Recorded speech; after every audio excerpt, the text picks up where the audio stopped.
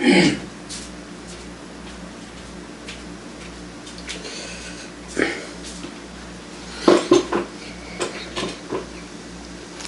이제 28장 마지막 장이 남았는데, 일단 멜리데 섬에 이제 도착을 해요.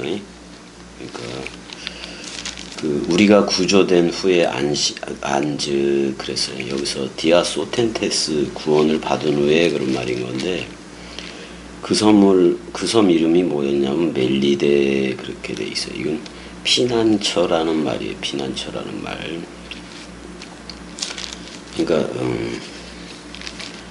그 섬이 이제 네소스인데, 네소스 칼레이타이 칼레오 그렇게 불려지더라. 뭐라고 멜리데라고 불려지더라. 그 이제 섬이 된 건데, 이 멜리데는 뭐 여러분들도 아시다시피 여기 몰타 또는 말타라고도 얘기해요. 이 섬이니까 이게. 그러니까 여기 시실리아로부터 그 시실리 섬 이제 남쪽으로지. 시실리아 섬 남쪽으로 한 95km 지점에 있어요. 여기서부터 여기 뭐 수라구사 거기 가기 전에 여기서부터 몰타까지는 95km 정도가 돼요. 95km 정도가 되고, 이 멜리데는 길이가 한 이쪽에서부터 이쪽까지의 길이가 30km, 이렇게 30km, 폭은 16km 뭐 그 정도가 된다 그래요. 현재 지명은 몰타 또는 말타 이렇게 얘기를 하고, 지금 인구수가 한 38만 명이 좀 넘나 봐요. 38만 4천 명 정도 산다 그러고, 그 수도 이름은 발레타예요. 발레타. 이 섬에 일단은 뭐 여기서 구원이 된 거지. 그래서 우리가 구조된 후에 앉은 그 섬은 멜리데라 이렇게 나오고 있어요. 비가 오고 날이 참에 원주민들이 우리에게 특별한 동정을 하여 불을 피워 우리를 다 영접하더라 라고 돼 있어요. 되게 친절을 베푸는 건데, 여기 원주민이라 그랬는데, 원래 바르바로스인데 바르바로스라는 말인 건데, 바르바로스, 원주민이라고 이렇게 나왔어요. 바르바로이, 그래서 원주민들이라고 얘기했는데, 원래는 뭐 야만인, 그러니까 어떻게 보면 헬라인이 아닌 뭐 이런, 그래서 외국인, 진짜 이렇게 외국인으로 불려지는 거니까 이게 아마도 이 원주민은 카르타고에서 이주해 온 페니키아인일 확률이 높아요. 그러니까 베니게인이었는데, 이제 나중에 이제 로마가 정복을 했다가, 또 프랑스 때 나폴레옹 치하에서는 프랑스에 속했다가 또 영국에 점령이 되기도 해요. AD 1800년에. 그래서 영국의 식민지가 되기도 하고, 제2차 세계대전이 일어났을 때 어떻게 보면 폭탄이 가장 많이 투여된 곳이 여기에요. 지금 멜리데야. 폭탄이 제일 많이 투여가 됐어. 말로는 1200회나 투하가 됐다라고 얘기해요. 지금은 독립국가예요. 몰타가 독립국가라고. 일단은 원래 바르바르라는 바르바로이, 그래서 이게 뭐냐면은 그러니까 다른 사람들이 이해하지 못하는 말을 그냥 좀 선명하지 않게 해버린다, 뭐 이런 표현으로도 쓸 수가 있어요. 여긴 미개한 사람들이라 했는데 그렇게 미개한 건 아니고, 일단은 배에서 가까스로 살아나온 276명의 사람들을 따뜻하게 환대도 해주고, 추워지니까 불도 피워주고 그러는 거예요. 지금 불도 피워주고 그런다고. 3절, 바울이 나무 한 묶음을 거두어 불에 넣으니, 바울은 계속 움직이는 거예요. 저들을 위해서도 움직이는 거지. 좀 따뜻해야 되니까. 바울이 나무 한 묶음을 거두어 불에 넣으니 뜨거움으로 말미암아 독사가 나와 그 손을 물고 있는지라 이렇게 돼 있네. 일단 여기 멀타선에 뱀 자체가 지금은 없어요. 근데 이제 이 뱀은 되게 맹독성을 가져서 20-30분 만에 그냥 죽는다 그러더라고요. 죽는다는 얘기가 있어요. 근데 지금은 멜리대에는 독사가 없어요. 독사가 지금은 없는데, 일단 그때 당시에는 독사들이 꽤 있었나 보죠. 독사가 나와 그 손을 물고 있었다라고 나와요. 4절. 원주민들이 이 짐승이 그 손에 달려 있음을 보고 좀 특별히 보는 거예요. 그 짐승이라고 지금 표현을 했고, 여기 이제 미개하다라고 번역하면 안 돼, 이거. 좀 헬라 쪽에서 봤을 때는 이방인이다 뭐 이렇게 봐야지. 근데 이 당시에 어떻게 보면 쇠사슬에도 매여 있기도 하고 그러니까 사도 바울 같은 경우에. 그래서 사도 바울을 근데 지금 이렇게 독사가 그의 손을 물고 있는지라. 그러니까 4절에 원주민들이 이 짐승이 그 손에 매달려 있음을 보고 서로 말하되 진실로 이 사람은 살인한 자로다. 바다에서는 구조를 받았으나 공의가 그를 살지 못하게 함이로다 하더라 이렇게 돼 있어요. 그 당시 이쪽은 공의의 여신이겠지. 여신을 믿고 있었겠지. 정의, 공의의 여신. 여기 디케 그래요. 디케가 공정, 공의 그런 말이잖아요.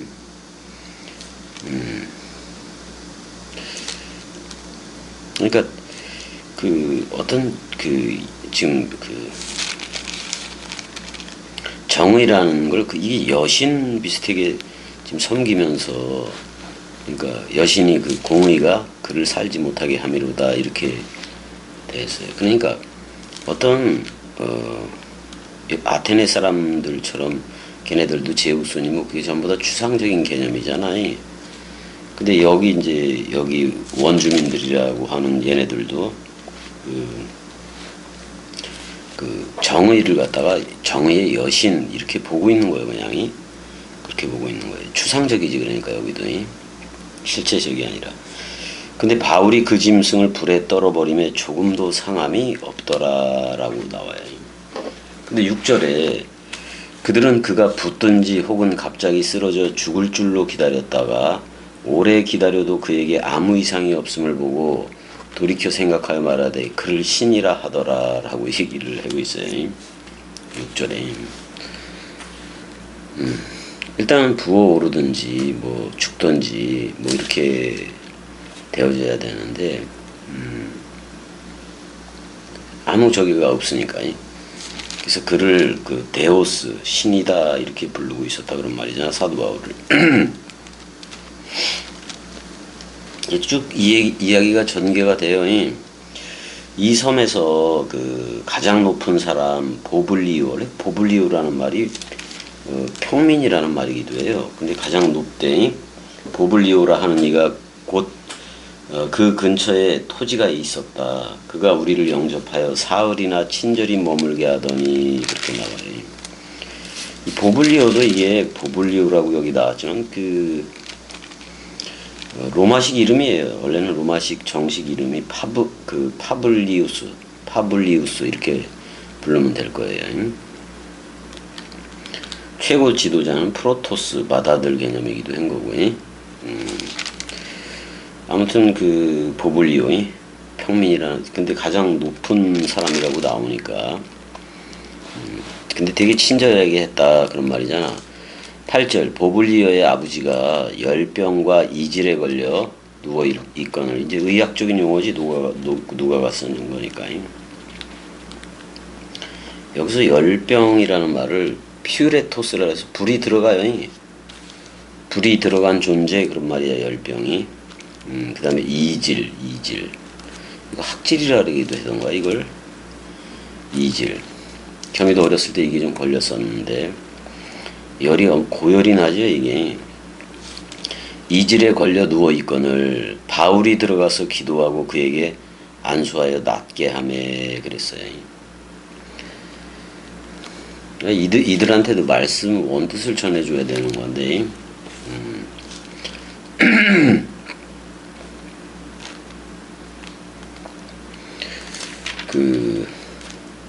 이제 바울을 신이라고 한 것이 어디서도 그랬어요. 여러분 그 루스드라인가 뭐 제1차 전도 여행에서도 그 바울을 제우스라고 얘기하고 그랬었잖아요.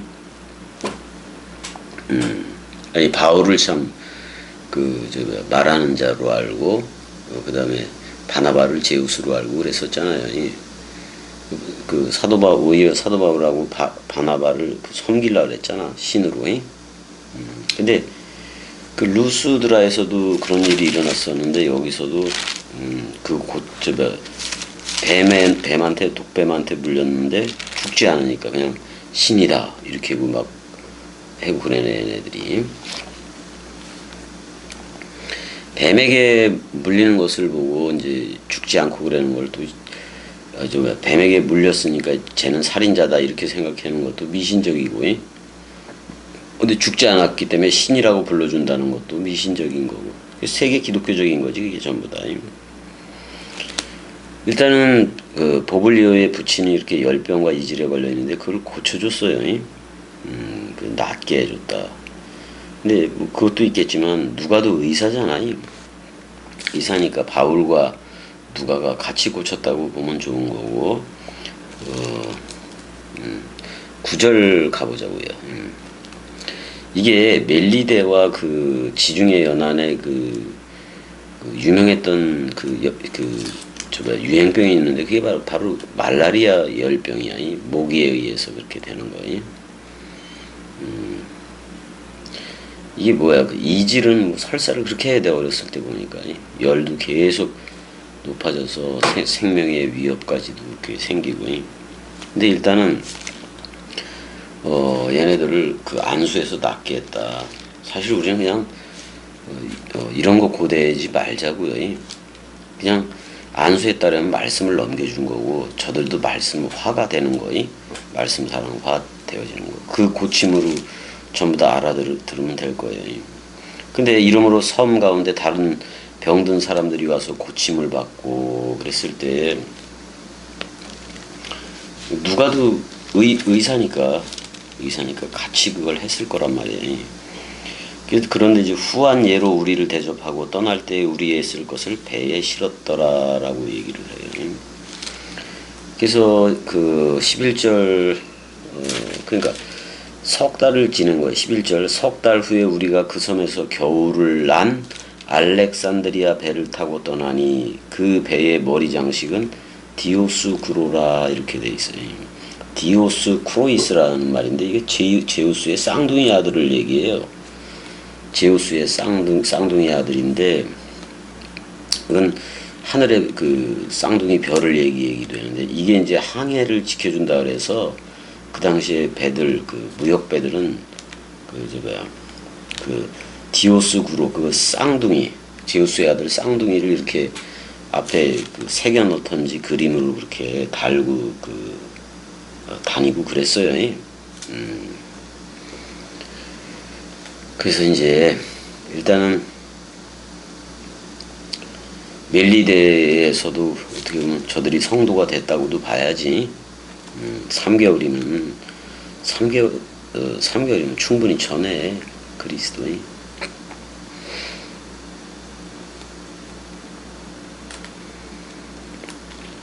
일단 봄이 시작되는 2월 달에서 3월 초 그때 이제 다시 출항을 하기는 했을 거예요. 그 알렉산드리아 배를 타고 떠났다라고 얘기해. 그럼 알렉산드리아는 애굽 쪽에 있는 건데, 근데 알렉산드리아에서 거기까지 몰타 그 섬까지도 왔던 거지.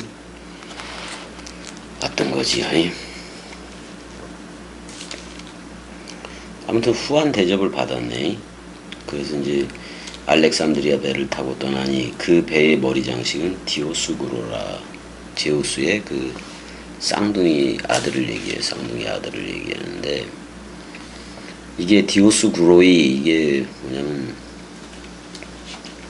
그러니까 제우스하고 월신, 그러니까 제우스하고 월신, 그러니까 그 레다예요. 레다 월신이 그 사이에서 나왔다는 두 아들이 있는데 카스토르와 폴룩스가 있어요. 카스토르와 폴룩스. 그래서 이 둘 쌍둥이 별자리, 개미니 이렇게도 얘기하는데 별자리를. 그래서 폭풍과 환란 가운데에서도 그 안전히 지키는 수호신 개념이어서 그 형상을 배 그에 아예 붙이고 다녔단 말이야. 그래서 디오스그로이라고 써 있었다 지금 이렇게 얘기를 하고 있어요. 배 장식이. 그래서 이제 수라구사로 들어가요. 수라구사 그러니까 어디야? 여기에요. 여기 시실리아 섬이 시실리아 섬에 요쪽 여기가 수라구사에 들어가요. 수라구사 항구에 이제 들어가게 되는 건데, 원래 수라구사는 비밀이라는 뜻이에요. 비밀이라는 뜻이에요. 그리스도가 진짜 비밀이기도 하지. 수라구사에 대고 사흘을 있었다라고 나와요. 3일을 있었고 거기에 둘러서 레기온에 이르러라고 돼 있어요. 원래 레기온은 3,000명에서 6,000명 정도의 그 군대를 얘기해. 군대. 근데 그 용어를 여기다 써버렸네. 근데 여기 레기온이 어디냐면 시실리아 섬에 여기 수라구사에서 가서 레기온 여기로 갔다는 얘기예요. 여기 그 이탈리아 반도가 쭉 이어지잖아요. 레기온으로 갔다는 말인데 원래 3,000명, 6,000명의 그 군대 조직을 얘기해요. 거기서 레기온에서 하루를 지난 후에 남풍이 일어남으로, 그러니까 남풍이 일어나니까 남쪽, 그러니까 이쪽에서 밀어붙이는 거잖아요. 남풍이면은 남풍이 일어나니까 레기온 쪽에서 이쪽으로 나와서 여기서 배 타고 이렇게 가는 것 같아. 그 보디올 쪽으로 가는 것 같아요. 남풍이 일어남으로 이튿날 보디엘에 이르러 그랬단 말이에요. 이건 보디올은 샘물이라는 말이고 작은 댐이라는 말이기도 해요. 작은 샘, 그러니까 작은 샘물을 얘기해. 보디올에 이르렀다라고 나오는데 여기에요. 보디올이. 그러니까 레기온에서 보디올에 이르렀다라고 나와요. 그러니까 남풍을 타고 이제 배 타고 그 보디올 항구에 들어가긴 한 거지. 14절 거기서 형제들을 만나. 이미 브리스길라와 아굴라는 다 들어와 있을 거라고요. 거기서 형제들을 만나 그들의 청함을 받아 이레를 함께 머무니라. 그래서 우리는 이와 같이 로마로 가니라 이렇게 돼 있어요. 그 다음에 이제 아비오 광장이 나오는데 이건 다음 시간에 하자고요. 다음 시간에 하자고. 자, 오늘은 여기까지. 사랑해.